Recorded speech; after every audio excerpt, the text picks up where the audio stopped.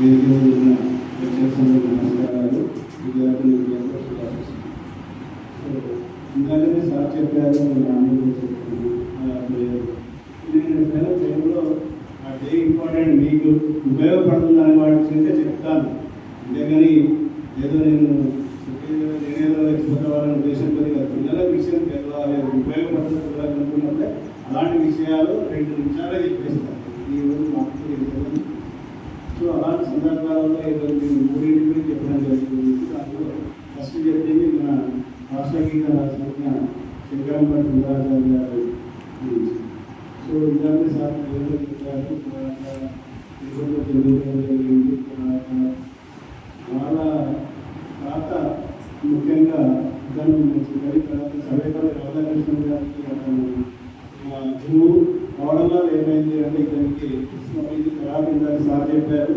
Recent KCR society college, దాన్ని BT college అంటే మదనపల్లిలో, ఆ కాలేజీలో అతను అక్కడ ఇంటర్మీడియట్ చదువుకున్నాడు.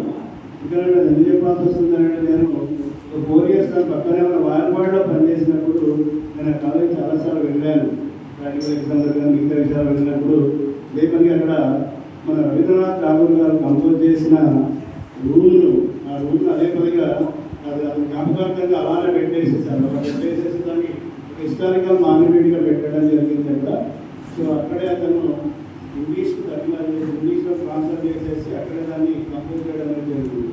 దాన్ని కూడా అక్కడ చదువుకోవడం అనేది జరిగింది కాబట్టి సో అలాంటి అది దానికి రాష్ట్రగీత రాయాలనే ఆలోచన నచ్చినట్టుగా రాశారు.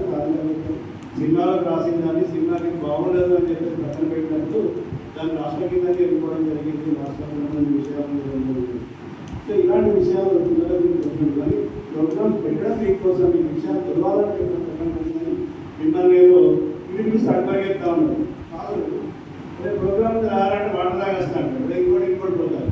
ఇలా ఎందుకు ఏదైనా మీకోసం చేసే పనులే. కాలేజీలో ఏ వర్క్ చేస్తున్నా, ఏం చేస్తున్నా విషయాలు మీకు తెలవాలని ఉద్దేశంతో చేసే పనులే కానీ మాకేదో తీరాలి వస్తుంది కాదు. మీకు విషయాలు తెలవాలి, ఫ్యూచర్లో ఉపయోగపడుతుంది, మీరు బాధపడాలని ఉద్దేశంతో పెట్టే ప్రోగ్రామ్సే. అందుకంటే ఎక్కువ థ్యాంక్ యూ.